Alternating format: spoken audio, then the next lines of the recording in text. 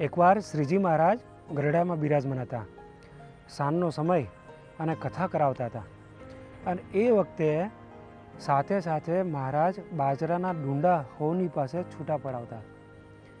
એ વખતે અચાનક મહારાજ બોલ્યા કે અમારે લક્ષ્મીવાડીએ જવું છે. એ સાંભળી અને રતનજી અને મિયાજી લક્ષ્મીવાડીએ જઈ અને મહારાજની બેઠક હરકી કરી આવ્યા. પછી મહારાજની માણકી ઘોડી આવી એટલે મહારાજ સવાર થઈ અને લક્ષ્મીવાડીએ પધાર્યા.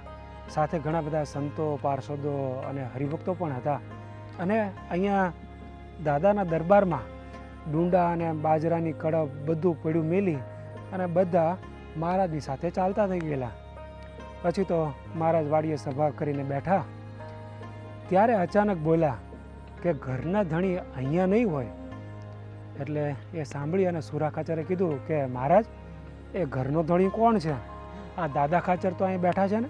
ત્યારે મહારાજે કીધું કે તપાસો, અહીંયા સભામાં કોણ નથી. સુરા ખાચરે નજર ફેરવી અને જોયું તો રતનજી અને મિયાજી આ બંને જણા સભામાં ભેળા નહીં. તે બંને જણા દરબારમાં ગયેલા અને ત્યાં ડુંડા અને કડબ જે કાંઈ પડેલું એ બધું નોખું પાડી દીધું અને સૌને ઠેકાણે મૂકી દીધું.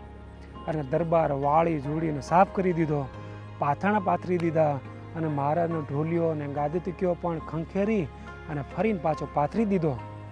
પછી જ્યારે મહારાજ લક્ષ્મીવાડીએથી દરબારમાં પધાર્યા ત્યારે મહારાજે સુરા ખાચરને કીધું કે સુરા ખાચર, એ જુઓ આ ઘરના ધણી છે. તમે તો અમારી સાથે વાડીએ ચાલી નીકળ્યા અને બધા સંતો અને હરિભક્તો પણ બધા આવ્યા.